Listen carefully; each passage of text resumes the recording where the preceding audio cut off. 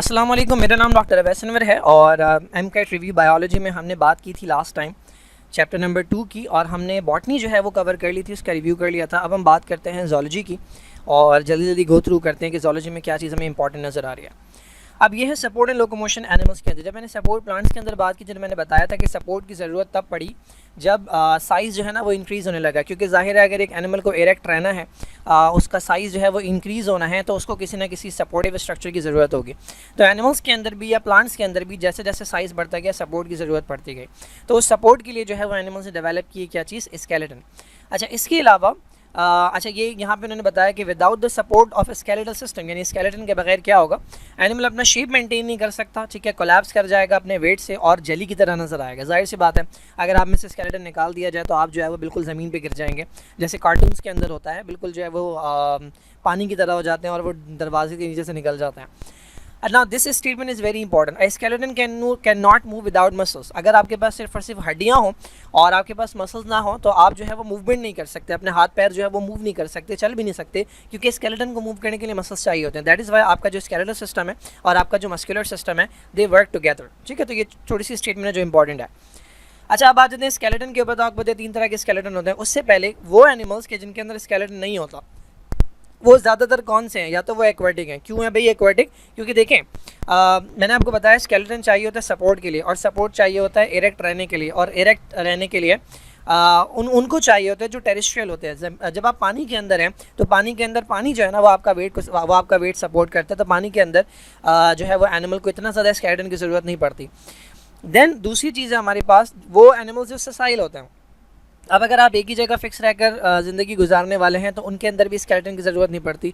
और वो एनिमल्स के जो जिनके पास स्केलेटन नहीं है, आप देखेंगे उनके जो मूवमेंट्स होते हैं वो बहुत ज़्यादा स्लो होते हैं। अब आ जाते हैं स्केलेटन की टाइप पे। अच्छा, इस टॉपिक के अंदर से जो क्वेश्चन बनाया जा सकता है वो स्टेटमेंट बेस हो सकता है। तीनों स्केलेटन को मिलाकर उनमें से एक क्वेश्चन बना दिया जाए कि which of the following is true, which of the following statement is incorrect, या which of the following statement is correct, और तीनों टाइप के स्केलेटन में से कुछ कुछ स्टेटमेंट निकाल ली जाए। तो आपको पता है 3 तरह के स्केलेटन है। फिलहाल हम बात करें हाइड्रोस्टैटिक की, तो आपको पता है hydrostatic skeleton soft body invertebrates में होता है। अब इसकी एग्जाम्पल आपने याद रखनी है, निडेरियंस जिसमें जेलीफिश आती है, हेलमिन्स जिसके अंदर वर्म्स आते हैं, प्लेटी हेलमिन्स है, निमेथेलमिन्स है, और एनालिट जिसके अंदर अर्थवर्म आता है। एक स्ट्रेट फॉरवर्ड क्वेश्चन क्या दिया जा सकता है, ये 3 दे दें आपको, ठीक है, और एक वर्टिब्रेट दे दें। कोई भी बड़ा वर्टिब्रेट है, या फिर आर्थ्रोपोडा जो कि इन्वर्टिब्रेट के अंदर आता है। तो मैं आपसे पूछ लूँ कि which of the following has a different type of skeleton than others. तो इन तीनों के पास हाइड्रोस्टैटिक है, जबकि आपको बताया कि आर्थ्रोपोडा के पास एक्सोस्केलेटन होता है। तो ये एक सिंपल सा क्वेश्चन है। हाइड्रोस्टैटिक स्केलेटन, अगेन अगर मैं बात करूं तो इसके अंदर एज सच कुछ पूछने वाला नहीं है। अगर आप ये डायग्राम याद रख लें तो बेहतर है, क्योंकि इस डायग्राम को लेबल करने के लिए दिया जा सकता है, या फिर आपको अर्थवर्म की डायग्राम दी जा सकती है जिसके अंदर आपको नज़र आ रहा होगा कि यहाँ से फोर्स लग रही होगी और बेसिकली ये एक्सटेंड हो रहा होगा, और आपसे ये पूछा जा सकता है कि भाई ये जो काम हो रहा है इस वक्त कि यहाँ पर कुछ कॉन्ट्रैक्ट कर रहा है जिसकी वजह से ये अर्थम एक्सटेंड हो रहा है, तो ये कौन सा मसल जो है काम कर रहा है। क्योंकि आपको पता है कि इसकी जो फ्लूइड फिल्ड कैविटी होती है, फ्लूइड फिल्ड स्पेस, उसके अराउंड 2 तरह के मसल्स होते हैं, एक सर्कुलर और एक लॉन्गिट्यूडनल। तो आपको इनकी फंक्शनिंग पता होनी चाहिए कि जब सर्कुलर मसल कॉन्ट्रैक्ट करते हैं तो अर्थम इलोंगेट होता है, एक्सटेंड होता है, और जब लॉन्गिट्यूडनल मसल कॉन्ट्रैक्ट करते हैं तो अर्थम शॉर्ट होता है। तो इलोंगेट होता हुआ दिखाया जा सकता है, और आपसे पूछा जा सकता है कि इस डायग्राम में से बता दें कौन सा स्ट्रक्चर जो है वो वर्क कर रहा है, या वैसे ही पूछा जा सकता है, और या तो शॉर्ट होते हुए दिखाया जा सकता है। ठीक है जी। अच्छा, ये भी दिखाया जा सकता है कि जब वो शॉर्ट हो रहा है तो सिर्फ पोस्टीरियर एंड शॉर्ट हो रहा है, अगले एंड से फिक्स है। तो आपसे पूछा जा सकता है कि भाई ये अगले एंड से शॉर्ट क्यों नहीं हो रहा, तो इनमें से वो कौन सा स्ट्रक्चर है जो कि इसमें हेल्प कर रहा है। तो वो बेसिकली सीटाए होते हैं जो कि सॉइल के अंदर एंकर हो जाते हैं, जिसकी वजह से इसका एक एंड फिक्स हो जाता है। तो इस तरह का क्वेश्चन पूछा जा सकता है। देन एक स्पेशल टाइप की मूवमेंट जो जेलीफिश और ऑक्टोपस के अंदर होती है, जेट प्रपल्शन, इसके ऊपर क्वेश्चन आ सकता है। That's it. इसके अलावा इसमें से कुछ इंपॉर्टेंट नहीं है। एक्सोस्केलेटन मैंने बताया, अदर देन दैट स्टेटमेंट वाले क्वेश्चन इस पूरे टॉपिक में से पूछे जा सकते हैं। ना एक्सोस्केलेटन क्या याद रखना है आपने, नॉन लिविंग है। कौन बनाता है? वो सेल्स जो कि स्किन के होते हैं, एपिडर्मल सेल्स, वो एक मटेरियल सीक्रेट करते हैं जो जमा हो जाता है। जब वो जमा हो जाता है तो वो हार्ड हो जाता है, जब वो हार्ड हो जाता है तो फिर वो उनका स्केलेटन बन जाता है। अब ये स्केलेटन जो है ना, ये डिफरेंट एनिमल्स के पास होता है, डिफरेंट मटेरियल का बना होता है। लाइक मॉलस्क जो होते हैं उनके पास एक्सोस्केलेटन बना होता है किसका, कैल्शियम कार्बोनेट का, ये आपने याद रखना है। दूसरी बात, क्यूटिकल का बना हुआ एक्सोस्केलेटन जो है क्यूटिकल का बना हुआ क्यूटिकल जिसे कहते हैं एक्सोस्केलेटन को, जो काइटिन का बना होता है, ये काइटिन वही मटेरियल है जो कि उनके अंदर पाया जाता है फंगस की सेल वॉल के अंदर। और जब मैंने फंगस का रिव्यू दिया था तो मैंने बताया था कि ये जो काइटिन है इसका होना ये एनिमल और फंजाई के अंदर एक कॉमन पॉइंट है। तो ये आपको पता होना चाहिए ये किसके अंदर पाया जाता है। ये काइटिन जो है ये कार्बोहाइड्रेट प्रोटीन का मिक्सचर है और ये आर्थ्रोपोड्स के अंदर पाया जाता है। आपकी बुक के हिसाब से आपने ये लाजमी याद रखना है कि आर्थ्रोपोड का स्केलेटन जो है वो काइटिन का बना होता है और इसका नाम क्यूटिकल है, राइट। तीसरी बात आपको ये पता होनी चाहिए कि एक्सोस्केलेटन प्रोवाइड क्या करता है। It provides only protection and support but it does not help in locomotion, ठीक है। ये वाला जो एक्सोस्केलेटन है ये मॉलस्क का है। क्यों? क्योंकि मॉलस्क का एक्सोस्केलेटन एक बड़ा सा पीस होता है, तो ये सिर्फ सपोर्ट और प्रोटेक्शन प्रोवाइड करता है, लोकोमोशन में हेल्प नहीं करता। लेकिन जो आर्थ्रोपोड का एक्सोस्केलेटन होता है ये एक बड़ा पीस नहीं होता, बल्कि ये छोटे छोटे पीसेस से मिलकर बना होता है। इसके अंदर जॉइंट्स मौजूद होते हैं, तो ये लोकोमोशन में भी हेल्प करता है। And that is why arthropods की जो वो होती है स्पीड होती है, जो स्पेशली इंसेक्ट्स की जो स्पीड होती है वो बहुत ज़्यादा तेज़ होती है। तो स्टेटमेंट के अंदर अगर मैं पूछूँ आपसे तो एक स्टेटमेंट मैं ये दे दूंगा कि all types of exoskeleton do not help in locomotion. तो बहुत सारे स्टूडेंट को लगे कि हाँ ये स्टेटमेंट सही है, क्योंकि इनकी बुक के अंदर भी लिखा हुआ है कि it provides only support and protection. लेकिन ये जो बात हो रही है ये सिर्फ और सिर्फ मॉलस्क के एक्सोस्केलेटन की हो रही है, जो शेल की फॉर्म में होता है, बड़े से पीस की फॉर्म में होता है। लेकिन अगर मैं आर्थ्रोपोड के एक्सोस्केलेटन की बात करूँ तो वो बहुत ज़्यादा हेल्पफुल होता है लोकोमोशन के अंदर। एक्चुअली वो बहुत ज़्यादा स्पीड जो है वो प्रोवाइड करता है इन्हें, क्योंकि उसके साथ अटैचमेंट होती है किसकी, मसल्स की अटैचमेंट होती है। अब डिसएडवांटेज क्या है एक्सोस्केलेटन का, तो आपको पता है कि एक्सोस्केलेटन जो है वो बॉडी के बाहर होता है, नॉन लिविंग होता है, तो ये ग्रोथ को हिंडर करता है। अब जब ये ग्रोथ को हिंडर करता है तो एनिमल को क्या करना पड़ता है, बार बार इसे रिप्लेस करना पड़ता है, जिसे आप मोल्टिंग कहते हैं या डाइसिस कहते हैं। तो ये जो है एक्सोस्केलेटन का नुकसान है। तो आपको स्पेसिफिकली स्केलेटन के फ़ायदे और नुकसान दोनों पता होने चाहिए, क्योंकि अगर स्ट्रेट फॉरवर्ड स्टेटमेंट बनाकर दी जाएंगी तो उसके अंदर मुश्किल हो जाएगा इनकरेक्ट स्टेटमेंट फाइंड आउट करना या करेक्ट स्टेटमेंट फाइंड आउट करना, अनलेस आपको ये बातें ना बताओ। एंडोस्केलेटन की अगर हम बात करें ना, this is a very important point. Endoskeleton mainly जो प्रॉपर्टी होती है वो वर्टिब्रेट्स की होती है, but there are exceptions, there are 2 invertebrate phylum के जिनके पास एंडोस्केलेटन पाया जाता है। ये आपने लाजमी याद रखना है। एक है स्पंजिस के जिनका एंडोस्केलेटन होता है स्पिक्यूल्स का बना हुआ, ठीक है, जो इस तरह के स्ट्रक्चर थे, इस तरह के स्ट्रक्चर थे या 6 रेड स्ट्रक्चर थे, ठीक है, ये स्पिक्यूल्स थे जो या तो कैल्शियम के बने हुए थे, कैल्शियम कार्बोनेट के बने हुए थे, या फिर उसके सिलिका के बने हुए थे। और दूसरा है स्टारफिश जो कि इकाइनोडर्मेटा से बिलोंग करती है, इसके अंदर भी कैल्शियम की प्लेट्स होती हैं। तो एग्जाम्पल वाला क्वेश्चन किस तरह से दिया जा सकता है, आपको 5 एग्जाम्पल दे दी जाए और आपसे पूछ लिया जाए कि इनमें से कौन सा मेंबर है जिसके अंदर एंडोस्केलेटन नहीं पाया जाता। उनमें से 3 होंगे वर्टिब्रेट्स, लाइक एक फ़िश दे दी, ठीक है, एक एम्फीबियन दे दिया और एक उसका रेप्टाइल का मेंबर दे दिया, और 2 आपको दिए जाएंगे वो इनवर्टिब्रेट्स। अब स्टूडेंट के माइंड में होता है कि यार जो वर्टिब्रेट्स होते हैं उनका फीचर होता है एंडोस्केलेटन, तो वो कंफ्यूज हो जाएंगे कि इनमें से कौन सा इनवर्टिब्रेट है। तो आपने ये 2 इनवर्टिब्रेट लाजमी याद रखने हैं, एक स्पंजस और एक स्टारफिश, ठीक है, जो कि इकाइनोडर्मेटा से बिलोंग करते हैं। तो इनके पास ऑल्दो ये इनवर्टिब्रेट है बट इनके पास एंडोस्केलेटन पाया जाता है। मेनली ये जो ट्रू एंडोस्केलेटन होता है वो किसका वो है फीचर, वो वर्टिब्रेट्स का फीचर है जो कि बोन्स एंड कार्टिलेज का बना होता है। इनमें भी आपको फिशेस याद रखनी होंगी कि जिनका एंडोस्केलेटन जो है वो सिर्फ एक चीज़ का बना होता है, कुछ का खाली बोन का बना होता है, कुछ का खाली कार्टिलेज का बना होता है। बाकी जो एनिमल्स हैं उनके अंदर दोनों का मिक्सचर होता है। एंड इसका एडवांटेज ये होता है कि it does not hinder the growth, ठीक है। तो इतना काफ़ी है इसके बारे में। अब आ जाते हैं ह्यूमन स्केलेटन के ऊपर। तो ह्यूमन स्केलेटन का नंबर जो बहुत सारे लोग कभी कभी भूल जाते हैं, कोई 260 बोलता है, कोई 306 बोलता है। तो देयर आर 206 बोन्स, ये आपको पता होना चाहिए। अब इसके हम डिवीजन भी देखेंगे। तो पहले तो आपको ये पता होना चाहिए कि 2 टाइप का स्केलेटन होता है, एक एक्सियल और एक एपेंडिकुलर। अब इतना तो बच्चों को पता होता है, बट मैं आपको बताऊं कि मसला कहाँ आएगा। अब आपको पता है कि जो एक्सियल स्केलेटन होता है वो होता है सेंटर वाला। अब स्टूडेंट को ये याद रहता है कि भाई स्कल जो है ना वो सेंटर में है, तो स्कल किस में आएगा, एक्सियल में। फिर बच्चों को ये याद रहता है कि वर्टिब्रल कॉलम जो है वो भी सेंटर में है, तो वर्टिब्रल कॉलम भी आएगा उसमें। फिर ये भी याद रहता है कि वो जो है रिब केज जो है वो भी सेंटर में, तो वो भी किस में आएगा, वो एक्सियल के अंदर आएगा। एपेंडिकुलर के अंदर क्या आएगा, वो कहेंगे हाथ और पैर। बच गया क्या, बच गया गर्डल, ठीक है। अब गर्डल जो है ना वो होता तो सेंटर में, लेकिन वो आता एपेंडिकुलर में। तो ये एक अच्छा क्वेश्चन जो है वो बन सकता है कि पेक्टोरल गर्डल जो है या पेल्विक गर्डल जो है वो कौन से स्केलेटन का पार्ट है, एक्सियल का पार्ट है या एपेंडिकुलर का। तो ये एपेंडिकुलर का पार्ट है। ऑल्दो आपकी जो क्लेविकल है, अगर मैं डायग्राम दिखाऊं देखें यहाँ से आपका हाथ स्टार्ट होता है, ठीक है, यहाँ से हाथ स्टार्ट हो रहा है। तो आपका जो क्लेविकल है, ये पूरी क्लेविकल है, यहाँ से ये क्लेविकल है, और पीछे जो है ना स्कैपुला है जो कि यहीं पर मौजूद है, ठीक है, यहाँ पर पीछे स्कैपुला मौजूद है।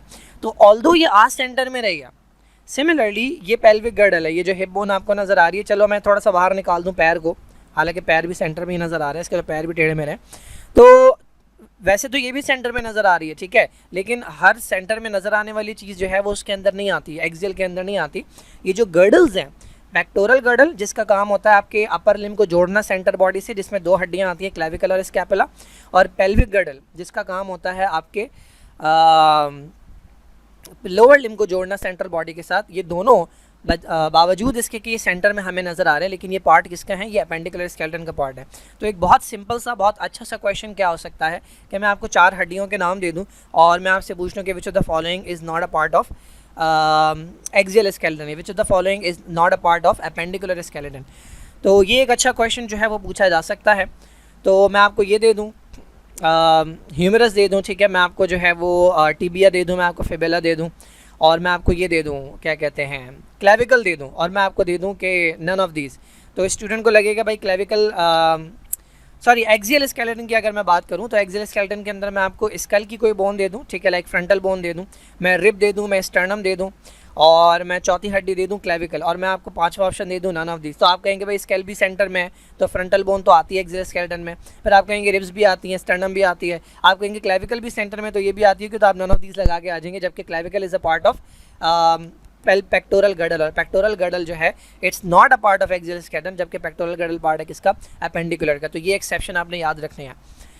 अच्छा, इसके बाद आ जाए ह्यूमन एंडोस्केलेटन। ना व्हाई दिस इज़ इम्पॉर्टेंट, देखें अगर तो आपसे ये डायरेक्टली पूछ लिया जाए ना कि ह्यूमन स्केलेटन जो है वो कितना % होता है टोटल बॉडी वेट का, तो ये बहुत बेकार सा क्वेश्चन है। मैं अगर क्वेश्चन बनाऊँ ना तो मैं इस तरह का क्वेश्चन नहीं बनाऊंगा। मैं क्या करूँगा, मैं आपको क्वेश्चन दूंगा कि हमारे पास एक शख्स है जिसका वेट जो है वो तकरीबन 200 किलोग्राम्स है, ठीक है, काफ़ी ज़्यादा हो गया। तो we have a person whose weight is 200 kilograms. तो हमने क्या किया, उसकी डेथ हो गई, डेथ होने के बाद हमने उसका स्केलेटन निकाला। उसके स्केलेटन को जब हमने मेजर किया तो हमने देखा कि उसका वेट जो है, उसके स्केलेटन का जो वेट है वो कितना था। तो मैं आपको 4 ऑप्शन दे दूँगा। अब आपको ये याद होगा कि 18% होता है, ठीक है, तो बहुत सारे बच्चे 18 किलोग्राम जो है वो लगा के आ जाएंगे, जबकि उस क्वेश्चन के अंदर 36 किलोग्राम भी होगा। तो अगर 100 किलोग्राम इसका वेट होता ना तो उसका 18% 18 होता, लेकिन अगर 200 किलोग्राम है तो उसका 18% 36 होगा। तो उसके स्केलेटन का वेट जो है वो उसका 200 का 18% 36 होगा। इसी तरह से किसी भी वेट को देकर जो है वो आपसे पूछा जा सकता है कि इसके स्केलेटन का वेट कितना होगा, और परसेंटेज नहीं दी हुई होगी बल्कि एक्चुअल वेट दिया हुआ होगा। तो इस हिसाब से ये क्वेश्चन जो है बड़ा प्यारा क्वेश्चन बन सकता है। अब आ जाते हैं एक्सियल स्केलेटन के ऊपर। तो आपको पता है एक्सियल स्केलेटन के अंदर सबसे ऊपर जो है वो स्कल आता है, जिसके 2 हिस्से होते हैं, एक क्रेनियम होता है जिसके अंदर 8 बोन्स होती हैं, ये आपने याद रखना है। उसके बाद बाकी जो हिस्सा बच गया वो फेस होता है, जो फेशियल बोन्स कहलाती हैं, ये 14 होती हैं, तो कुल मिला के ये 22 के करीब बनती हैं। लोअर जॉ को सपोर्ट करने वाली बोन का नाम डेंट्री लिखा हुआ है, ठीक है, डेंट्री भी कह लेते हैं, मैंडिबल भी कह लेते हैं, ठीक है, ये वो बोन है जो कि आपका लोअर जॉ जो मूव करता है, बेसिकली ये वाली बोन है जो आपकी चिन बोन होती है। तो ये एक पूरी बोन होती है, दिस इज़ कॉल्ड डेंट्री, ऐसे हम मैंडिबल भी कहते हैं। तो इतनी बात हो गई। अच्छा, अब आ जाएं इसके ऊपर वर्टिब्रल कॉलम। वर्टिब्रल कॉलम जो है वो 33 वर्टिब्री से बना होता है, ये फ्यूजन से पहले है, और आफ्टर फ्यूजन 26। तो ये दोनों नंबर आपको पता होने चाहिए। ये भी पता होना चाहिए कि कौन सी बोन्स फ्यूज़ होती हैं। तो आपको पता है वर्टिब्रल कॉलम को हम डिवाइड करते हैं, शुरू की 7 सर्वाइकल होती हैं, उसके बाद की 12 थोरेसिक होती हैं, उसके बाद की 5 लंबर होती हैं, उसके बाद की 5 सैक्रल होती हैं, और उसके बाद की 4 जो है ये कॉक्सीजियल होती हैं। तो ये 5 मिलकर एक हो जाती हैं, सैक्रम बनता है। 5 हिप वर्टिब्री, सैक्रल वर्टिब्री मिलके एक सैक्रम बनाती हैं, और 4 कॉक्सीजियल वर्टिब्री मिलके एक टेल बोन बनाती हैं, सिंगल एक कॉक्सिक्स बनाती हैं। तो इसके बाद ये नंबर रह जाता है 26। तो ये बात पता होनी चाहिए। देन अगर आपसे मैं पूछूं कि हमारे पास रिब्स कितनी होती हैं, और मैं आपको ऑप्शन दूँ, एक ऑप्शन है 10, एक ऑप्शन है 12, एक ऑप्शन है 18, एक ऑप्शन है 24। तो बहुत सारे बच्चे 12 लगा के आ जाएंगे, क्योंकि उन्होंने 12 पेयर्स पढ़े हुए हैं। भाई मैंने पेयर्स नहीं पूछा आपसे, मैंने आपसे नंबर पूछा है, तो नंबर होगा 24। तो आपने बहुत गौर से देखना है कि क्वेश्चन के अंदर टोटल नंबर पूछा जा रहा है या पेयर्स पूछा जा रहा है। अगर मैं पूछूँ कितने पेयर्स होते हैं तो आपके पास 12 पेयर्स होते हैं। अगर मैं आपसे पूछूँ कितनी रिब्स होती हैं, मैं पेयर्स की बात नहीं कर रहा, तो इसका मतलब मैं टोटल रिब्स की बात कर रहा हूँ।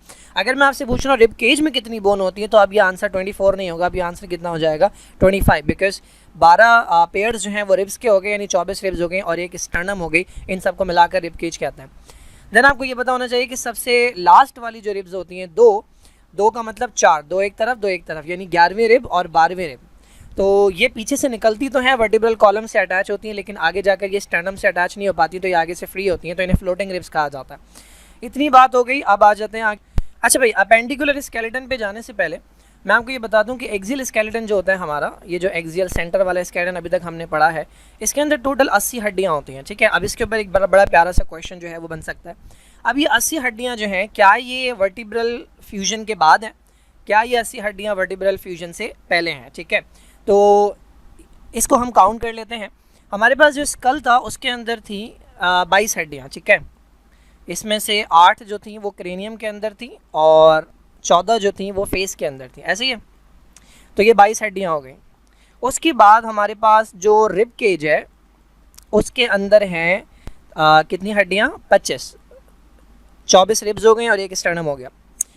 और हमारे पास जो वर्टिब्रल कॉलम है उसके अंदर मौजूद होती हैं इनिशियली 33 वर्टिब्री। पहले हम इसे काउंट करके देखते हैं, तो 22 और 33, 33 और 33 के अंदर 2 अगर मिलाएं तो 35 हो गया, और 20 मिलाएं तो 45 और 55 हो गया, 55 में 5 ऐड करें 60 हो गया, और 2 मिलाएं तो 80 हो गया। इसका मतलब ये है कि एक्सियल स्केलेटन के अंदर आप जब काउंट करते हैं तो कितनी वर्टिब्री काउंट करते हैं, फ्यूजन से पहले वाली वर्टिब्री काउंट करते हैं, ठीक है। तो फ्यूजन से पहले वाली वर्टिब्री यानी 33 वर्टिब्री को जब आप मिलाते हैं तब ये नंबर बनता है 80। इसका मतलब जो हम बात करते हैं 206 हड्डियों की, तो उसके अंदर एक्सियल हड्डियां जो होती हैं वो 80 होती हैं। तो इसका मतलब हम बात कर रहे होते हैं वर्टिब्रल फ्यूजन के बगैर। अगर आप वर्टिब्रल फ्यूजन के साथ बात करेंगे तो ये 206 नहीं होंगी बल्कि 206 से कम हो जाएंगे। तो ये बात आपने यहाँ पर याद रखनी है। आगे हम अपेंडिकुलर के अंदर भी देखेंगे कितनी हड्डियाँ बनती है टोटल मिला के, फिर हम उन्हें ऐड कर लेंगे ना। अपेंडिकुलर स्केलेटन जो है हमारे पास, इसमें 2 चीज़ें आती हैं, एक लिम्स होते हैं और एक गडल होता है। गडल का काम होता है लिम्स को जोड़ना। तो पहले आता है पेक्टोरल गडल, जिसे शोल्डर गडल भी कहते हैं। इसके अंदर 2 हड्डियाँ हैं, एक स्कैपुला एंड क्लेविकल। बेसिकली 2 हड्डियाँ नहीं 4 हड्डियाँ, क्योंकि 2 हड्डियाँ एक तरफ और 2 हड्डियाँ एक तरफ। तो ये भी पूछा जा सकता है कि पेक्टोरल गडल के अंदर कितनी हड्डियाँ होती हैं। नंबर अगर मैं पूछूँ, पेक्टोरल इंसानों के अंदर जो पेक्टोरल गडल है उसमें कितनी हड्डियाँ होती है, सिंगल पेक्टोरल गडल के अंदर नहीं, ओवरऑल, तो ये 4 हड्डियाँ हो जाएंगी, 2 स्कैपुला और 2 क्लेविकल। नंबर दे के पूछा जा सकता है कि human have how many girdle bones, ठीक है, how many pectoral girdle bones. तो नीचे नंबर दिया जा सकता है 1 scapula and 1 clavicle, 2 scapula and 2 clavicle, 3 scapula and 3 clavicle, ठीक है। ये एक सिंपल क्वेश्चन हो गया। दूसरा, अच्छा अब बात कर लेते हैं अपर लिम्ब की। तो फोर लिम्ब जो है, जिसे अपर लिम्ब भी कहते हैं, उसमें 30 हड्डियाँ हैं। यू हैव टू रिमेंबर कि कितनी हड्डियाँ किस पार्ट के अंदर हैं। मैं आपको सीधा सीधा हाथ की, पूरे हाथ की जो है वो पिक्चर दे दूंगा बिना हड्डियाँ दिखाए, और मैं आपसे सिर्फ एरो लगाकर पूछ रहा हूँ कि भाई इस पार्ट के अंदर कितनी बोन्स होनी चाहिए, इस पार्ट के अंदर कितनी बोन्स होनी चाहिए। तो आपको पता होना चाहिए सबसे ऊपर वाला पार्ट जो है जिसे आर्म कहते हैं उसमें 1 बोन होती है ह्यूमरस। देन जो 4 आर्म होता है उसके अंदर 2 बोन्स होती है जिसे रेडियस और अल्ना कहते हैं। उसके बाद जो रिस्ट आती है उसके अंदर 8 स्मॉल बोन्स होती है जिसे कार्पल कहते हैं। उसके बाद जो आपका हैंड आता है, उस हैंड के अंदर जो पाम है, जो हथेली है, उसमें 5 मेटाकार्पल्स हैं। और फिर जो आपकी डिजिट्स आती हैं उसमें 14 हड्डियाँ हैं। अब ये जो 14 हड्डियाँ इन्हें फेलेंजिस कहते हैं। ये 5 रॉ के अंदर है, हर फिंगर में एक रॉ है, लेकिन क्या सारी रॉ एक जैसी हैं? बिल्कुल नहीं। इन 4 रॉस के अंदर हर रॉ में 3-3 हड्डियाँ हैं, लेकिन इस 5वीं रॉ में जो कि थंब की रॉ होती है उसके अंदर 2 हड्डियाँ होती है। तो ये छोटी छोटी बातें हैं जो कि आपको पता होनी चाहिए। स्टेटमेंट के तौर पर अगर पूछी जाएंगी तो बच्चे को आइडिया भी नहीं होगा कि वो कहाँ जो है वो गलत करके आ जाएगा। तो इतनी डिटेल आपको ये बात इस स्केलेटन के अंदर पता होनी चाहिए। अब आ जाते हैं पेल्विक गर्डल के ऊपर। तो पेल्विक गर्डल में सबसे पहले आपको पता होना चाहिए कि एक बोन से बनता है जिसे इननॉमिनेट कहते हैं, और यही शामिल की जाती है जब हम पूरा नंबर काउंट करते हैं। ये बात भी यहाँ पर मैं अभी एक्सप्लेन करूँगा कैसे। तो इननॉमिनेट बोन जो है ये कैसे बनती है? ये 3 बोन्स के मिलने से बनती है, इलियम, इशियम और प्यूबिस के मिलने से बनती है। तो ये बात आपको पता होनी चाहिए कि कौन सी 3 हड्डियाँ, क्वेश्चन आ भी चुका है आई थिंक पहले। अच्छा, उसके बाद आपको ये पता होना चाहिए कि हर पार्ट के अंदर कितनी हड्डियाँ हैं। तो जैसे कि थाई है, तो थाई के अंदर 1 हड्डी है, पूरी वही बनावट है जो वहाँ थी, एक जगह पर फ़र्क आएगा। तो थाई है, उसके अंदर फीमर होती है। उसके बाद जो पार्ट है जिसे हम लेग कहते हैं, अब यहाँ पर उसके लिए एक अलग वर्ड यूज़ किया है। अगर किसी बच्चे ने किताब नहीं पढ़ी, ठीक है, और उसने टीचर से पढ़ा, तो टीचर ये वर्ड यूज़ नहीं करते, मेनली वो लेग का वर्ड यूज़ करते हैं। बट यहाँ पर अगर आप वर्ड देखें तो क्या लिखा है? शैंक। ये शैंक उसी पार्ट को कहते हैं जो कि आपके नी जॉइंट के बाद होता है, आपके नी और एंकल जॉइंट के दरमियान में। तो शैंक या लेग एक ही बात है। तो अगर पूछ लिया जाए क्वेश्चन के अंदर कि भाई which of the following bones are present in the shank, तो बच्चे को कद्दू आइडिया नहीं होगा कि शैंक कहते किसे हैं। तो टिबिया और फिबुला ये आपकी लेग के अंदर होती हैं। लेग वो पार्ट है जो कि नी के बाद आता है और एंकल से पहले, यानी घुटने और टखने के दरमियान वाला पार्ट, इसे शैंक भी कहते हैं। तो यहाँ पर टिबिया और फिबुला होती है, ठीक है। तो ये एक बड़ा इंपॉर्टेंट पॉइंट हो गया। उसके बाद पटेला जो कि आपके नी जॉइंट के ऊपर छोटी सी सर्कुलर सी बोन होती है। यहाँ पर आ गया डिफरेंस। हमारा जो वो थी रिस्ट थी, वहाँ पे 7 बोन्स थी जिन्हें आप कार्पल्स कह रहे थे। जो एंकल है उसके अंदर सॉरी वहाँ पर 8 बोन्स थी जिन्हें आप कार्पल कह रहे थे। यहाँ पर 7 बोन्स होती हैं जिन्हें आप टार्सल्स कहते हैं। तो ये एक डिफरेंस है जो यहाँ पर आता है कि ये एक बोन यहाँ पे कम है, वो एक बोन यहाँ आ जाती है, जबकि अपर लिम्ब के अंदर एल्बो के ऊपर कोई बोन हमें नज़र नहीं आई थी। अच्छा, इसके अलावा 5 जो है वो बोन्स होती हैं सोल के अंदर जिन्हें मेटाटार्सल्स कहते हैं, और उसके बाद 14 बोन्स फेलेंजिस के अंदर होती हैं। अगेन वही बनावट, 5 रॉ हैं लेकिन 5 रॉ बराबर नहीं है। 4 रॉज ऐसी होंगी जिसमें 3-3 हड्डियाँ होंगी और एक रॉ जो थंब की होती है उसके अंदर 2 फेलेंजिस मौजूद होते हैं। तो ये बात हो गई। अब अगर हम काउंट करें तो अपेंडिकुलर स्केलेटन जो होता है, एक तो उसमें आ गए अपर लिम्ब, ठीक है। अपर लिम्ब के अंदर दोनों लिम्स के अंदर 30-30 हड्डियाँ हो गई। उसके बाद आ गया लोअर लिम्ब। लोअर लिम्ब के अंदर दोनों लिम्स के अंदर 30-30 हड्डियाँ हो गई। तो ये कुल मिलाकर कितनी हो गई? 120। एक्सियल स्केलेटन के अंदर कितनी हड्डियाँ थी? 80। तो ये कुल मिलाकर हो गई 200। क्या बच गया? गर्डल बच गया। अब गर्डल के अंदर आपको पता है कि जो पेक्टोरल होता है, एक पेक्टोरल गर्डल में 2 बोन्स होती हैं, एक क्लेविकल और एक स्कैपुला, ठीक है। तो अगर दोनों की बात करें तो 2 क्लेविकल हो गए, 2 स्कैपुला हो गए। तो पेक्टोरल गर्डल की कितनी बोन्स हो गई? टोटल 4 बोन हो गई।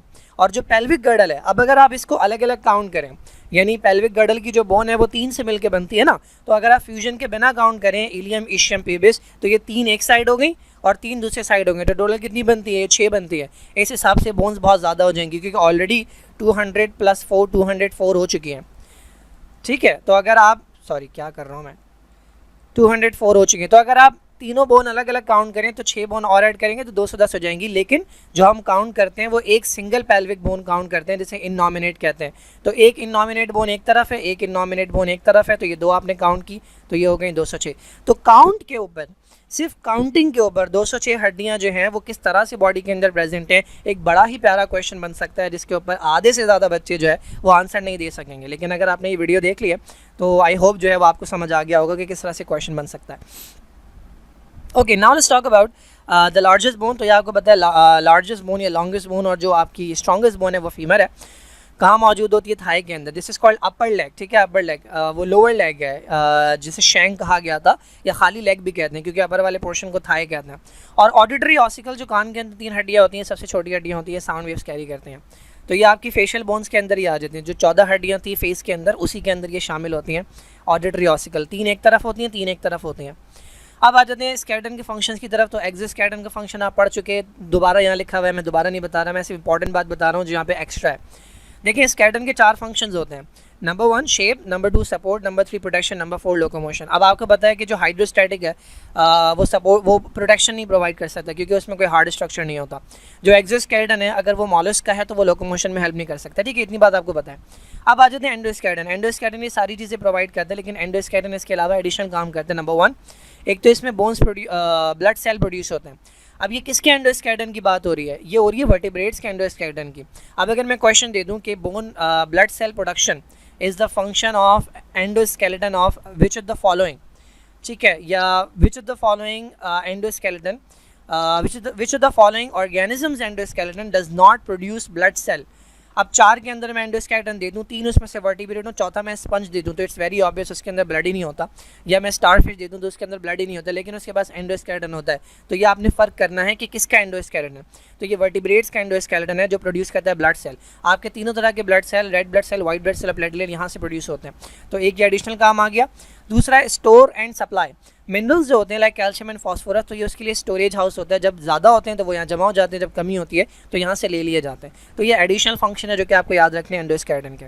चलो भैया, बात कर लेते हैं बोन्स एंड कार्टिलेज की जिनसे हमारा स्केलेटन बना होता है। तो इसमें कुछ बातें हैं जैसे कि सेल्स का नेम, बोन्स के सेल्स का नेम, कार्टिलेज के सेल्स का नेम कॉन्ड्रोसाइट है, कॉन्ड्रो कवर्ड कार्टिलेज के लिए होता है, और बोन्स के लिए वर्ड यूज होता है osteocyte. It's not hard to remember. अच्छा, अब दोनों सेल्स जो है ना वो एक तरह के मटेरियल के अंदर पड़े होते हैं जिसे हम कहते हैं मैट्रिक्स। इस मैट्रिक्स के अंदर दो चीज़ें होती हैं, प्रोटीन और पॉलीसैकेराइड। पॉलीसैकेराइड का मतलब बड़े बड़े कार्बोहाइड्रेट। जो मेन प्रोटीन है वो आपने याद रखनी है कोलेजन, दोनों के अंदर कोलेजन पाई जाती है, और यही जो है वो प्रोवाइड करती है स्ट्रेंथ एंड इलास्टिसिटी। ठीक है, किसको? कार्टिलेज को, क्योंकि बोन्स के अंदर ये इलास्टिसिटी लूज हो जाती है। तो डिफरेंस क्या होता है कि ये जो मैट्रिक्स है, जो कार्टिलेज का मैट्रिक्स है वो वैसा का वैसे ही रहता है जैसा सीक्रेट हुआ था, लेकिन बोन्स के मैट्रिक्स के अंदर जमा हो जाते हैं कैल्शियम फॉस्फेट। ये प्रोसेस कहलाता है ऑसिफिकेशन या कैल्सिफिकेशन, जिसकी वजह से वो इलास्टिसिटी लूज हो जाती है और ये हार्ड हो जाती है और ये कन्वर्ट हो जाती है बोन्स के अंदर। तो किसी भी कार्टिलेज के अंदर अगर आप कैल्शियम और फॉस्फेट जमा करना शुरू कर दें तो उसकी इलास्टिसिटी लूज हो जाएगी और वो हार्ड हो जाएगी और वो बोन में कन्वर्ट हो जाएगी। अब ये कार्टिलेज की लोकेशन आपको पता होनी चाहिए कहाँ कहाँ होती है। तो सरफेसिस ऑफ द जॉइंट, आपने साइनोवियल जॉइंट का स्ट्रक्चर पढ़ा है, तो जो बोन्स होती हैं किसी भी जॉइंट के अंदर, जो हाईली मूवेबल जॉइंट्स होते हैं वो कवर्ड होती हैं एक अदर कार्टिलेज के पैड से। तो क्योंकि ये इलास्टिक होता है तो ये शॉक एब्जॉर्बर के तौर पर बिहेव करती हैं कार्टिलेज। उसके अलावा कहाँ होती है? लैरिंग्स, जो कि आपका वॉइस बॉक्स होता है, एक्सटर्नल एयर, ठीक है, जितने बड़े बड़े कान निकले हुए हैं आपके, और टिप ऑफ द नोज यहाँ पर मौजूद होती हैं। इसके अलावा कुछ मछलियाँ हैं जिन्हें कार्टिलेजिनस स्केलेटन का पूरा स्केलेटन बना होता है। आप जब एम्ब्रियो थे तो आपका एंडोस्केलेटन जो है पूरा का पूरा कार्टिलेज का था। अगर बोन्स का बना होता तो मदर की बॉडी से बाहर आना जो है वो पॉसिबल नहीं होता, बिकॉज बोन्स फ्लेक्सिबल नहीं होती है। बाद में जो है वो रिप्लेस हो गया बोन से जब कैल्सिफिकेशन या ऑसिफिकेशन हुई। Now what do you need for ossification? दो चीज़ें, एक विटामिन डी और एक कैल्शियम।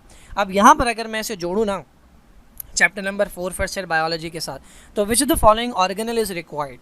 देखिए, विटामिन डी बनाने के लिए आपको कौन सा ऑर्गेनल रिक्वायर्ड होता है? तो विटामिन डी बनाने के लिए आपको रिक्वायर्ड होता है एक तो सनलाइट रिक्वायर्ड है, लेकिन सनलाइट कोई ऑर्गेनल तो नहीं है। एंडोप्लाज्मिक रेटिकुलम रिक्वायर्ड होता है, कौन सा?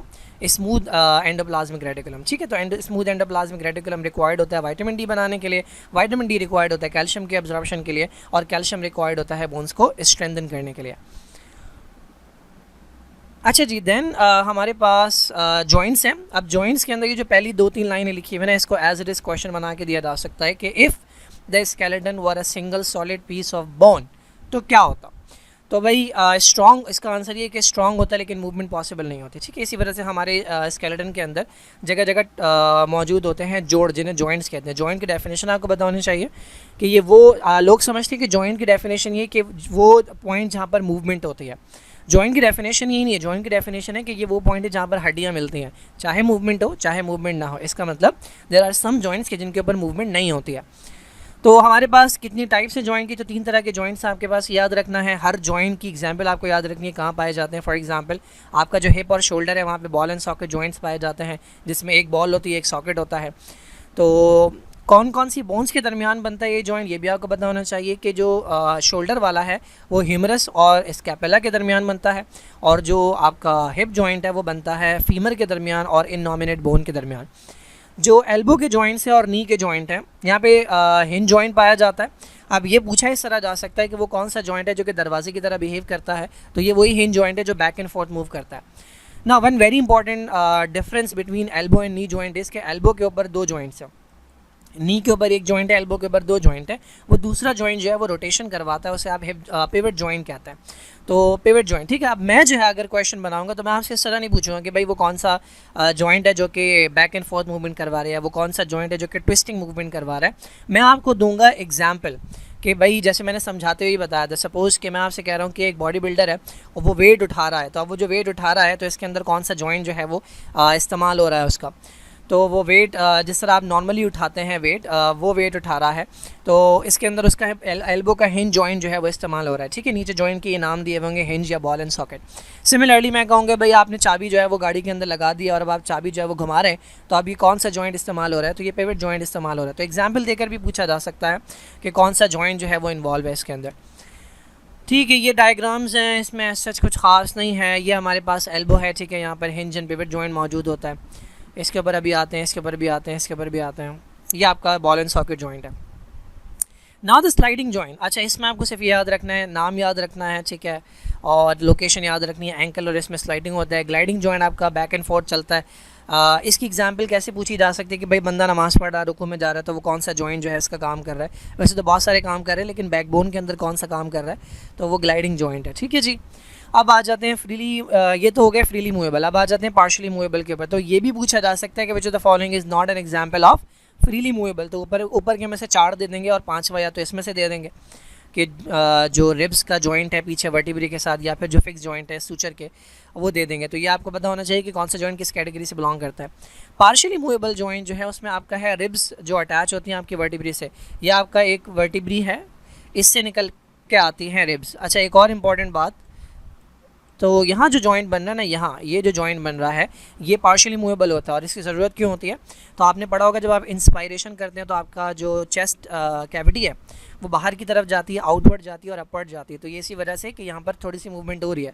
अगर ये फिक्स हो जाएगा तो फिर ये नहीं जा सकेगी, और अगर ये नहीं जाएगी तो क्या होगा, आपके लंग्स एक्सपेंड नहीं होंगे। जब लंग्स एक्सपेंड नहीं होंगे तो लंग्स का वॉल्यूम इंक्रीज़ नहीं होगा। जब लंग्स का वॉल्यूम इंक्रीज़ नहीं होगा तो लंग्स का प्रेशर डिक्रीज़ नहीं होगा। जब लंग्स का प्रेशर डिक्रीज़ नहीं होगा तो वो बाहर के जो प्रेशर है उससे डिक्रीज़ नहीं होगा। यानी एटमॉस्फेयर का प्रेशर जब बढ़ता है, जब एटमॉस्फेयर के प्रेशर से आपका लंग्स का प्रेशर कम होता है तभी तो एयर मूव करके आती है ना अंदर। अब अगर आपके लंग्स एक्सपेंड नहीं होंगे बिकॉज ये जॉइंट फिक्स हो गया किसी वजह से, और तो वॉल्यूम नहीं बढ़ेगा तो प्रेशर अंदर का कम नहीं होगा। जब प्रेशर अंदर का कम नहीं होगा तो एयर मूव करके नहीं आएगी, तो आप सांस नहीं ले सकेंगे। ठीक है, तो ये पूरा मैकेनिज्म है यहाँ पे। तो ये आपने याद रखना है कि रिब्स का जॉइंट जो है इनके साथ। अच्छा, मैं क्या बता रहा था, हाँ, ये जो रिब्स हैं ये आपको पता होना चाहिए कि वर्टिब्री से निकल के आती हैं, और ये भी पता होना चाहिए कि कौन सी वर्टिब्री से निकल के आती हैं। तो याद रखें, हमने कहा था कि शुरू की 7 जो है वो सर्वाइकल है, उसके बाद थोरैसिक हैं। तो 12 थोरैसिक हैं, 12 से 12 वर्टिब्री 12 से 12 रिब्स निकलती हैं, 12 राइट साइड पे, 12 लेफ्ट साइड पे। ठीक है, तो इनको हम कहते हैं टी। तो T1 से निकलेंगी first pair of ribs, T2 से निकलेंगी सेकंड पेयर ऑफ रिब्स, और इसी तरह से T12 से निकलती हैं 12वीं पेयर ऑफ रिब्स। तो ये 12 जो वर्टिब्री हैं थोरैसिक रीजन के अंदर, उनसे 12 जोड़ियाँ निकलती हैं रिब्स की। The last type of joint fix joint कहलाते हैं, पजल की तरह होते हैं, एक दूसरे के साथ घुसे हुए होते हैं और ये इमूवेबल होते हैं, इनके ऊपर मूवमेंट नहीं होती। तो बोन्स ऑफ द स्कल जो हैं, या आपके जो फेशियल बोन्स हैं वो भी एक दूसरे के साथ अटैच हैं with the help of this. आपका जो वो वाला जॉइंट है जो कि आपके लोअर जॉ को अटैच करता है, ठीक है, इसे टेम्पोरोमैंडिबुलर जॉइंट कहते हैं। आप अपना जो लोअर जो है वो चबाते वक्त जिस तरह से मूव करते हैं तो वो वहाँ पर मूवमेंट होती है। तो ये वाला जॉइंट जो है ये मूवेबल है। इसके अलावा जो आपके जॉइंट्स हैं डिफरेंट बोन्स के दरमियान फेस की, वो यूजुअली फिक्स जॉइंट्स हैं। अब आ जाते हैं लिगामेंट्स के ऊपर। तो लिगामेंट्स और टेंडन की डेफिनेशन पता होनी चाहिए। लिगामेंट वो होता है जो बोन्स को बोन से जोड़ता है, और इनके खिंचाव की वजह से जो है वो बेसिकली बोन्स जो हैं वो जॉइंट्स जो हैं वो मूव करते हैं।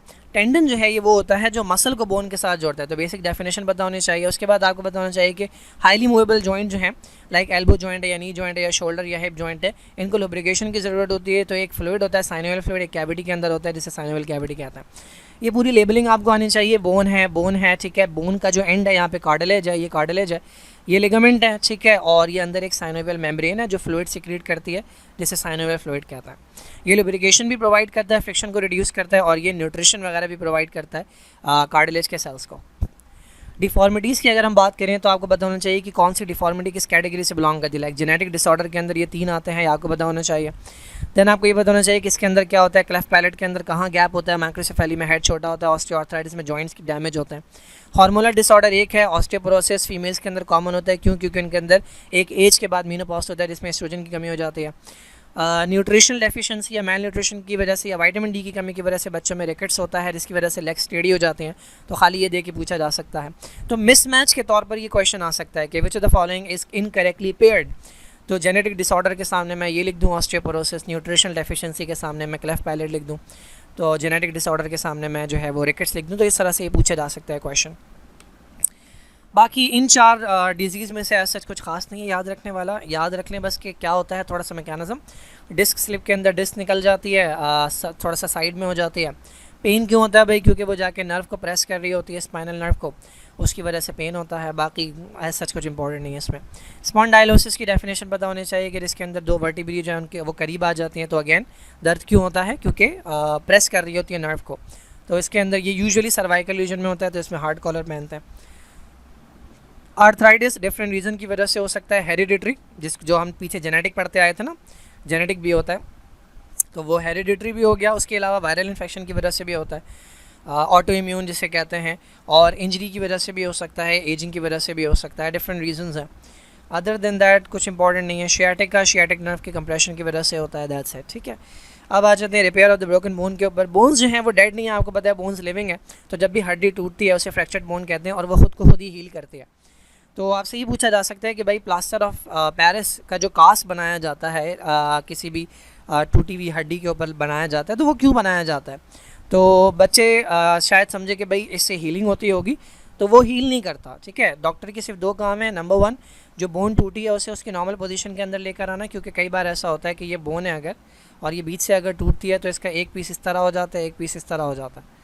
तो डॉक्टर का काम होता है इसे दोबारा से इसी पोजीशन में लेकर आना और फिर इस पूरे पार्ट को इमोबिलाइज़ कर देना, ऐसा कुछ कर देना कि ये मूव ना हो पाए। बाकी बोन जो है ना वो खुद को खुद ही हील करती है, क्योंकि ये लिविंग टिश्यू है। तो प्लास्टर ऑफ पेरिस का काम बिल्कुल भी हीलिंग नहीं है। अगर आप प्लास्टर ऑफ पेरिस ना भी लगाएं और किसी और तरीके से बोन को इमोबाइल कर दें, उस पार्ट को इमोबाइल कर दें ताकि बोन अपनी जगह पे रहे, तो तब भी बोन हील हो जाएगी। तो इससे रिलेटेड क्वेश्चन पूछा जा सकता है कि भाई एक फ्रैक्चर हुआ, उसके अंदर जो है वो प्लास्टर ऑफ पेरिस का कास्ट नहीं लगाया, और लेकिन उसे किसी और तरीके से इमोबाइल कर दिया, ठीक है, तो क्या बोन हील हो जाएगी या नहीं? तो बच्चे शायद समझे कि भाई प्लास्टर ऑफ पेरिस के बगैर हील ना होती हो। तो इमोबाइल करने के लिए यूजुअली ये सिंपल फ्रैक्चर हो गया। कंपाउंड फ्रैक्चर जिसके अंदर मल्टीपल पीसेस हो जाते हैं, तो बोन को रीअलाइन किया जाता है मल्टीपल तरीक़ों से, लाइक स्टील स्क्रूज़ होती हैं, रॉड्स होती हैं, प्लेट्स होती हैं, वायर्स होते हैं। तो काम वही होता है, इमोबाइल करना, रीअलाइन करना, यही 2 काम होते हैं। बाकी बोन खुद को खुद ही हील करती है। फ़िलहाल यहाँ तक रखते हैं, बाकी इंशाल्लाह नेक्स्ट वीडियो के अंदर कवर करेंगे।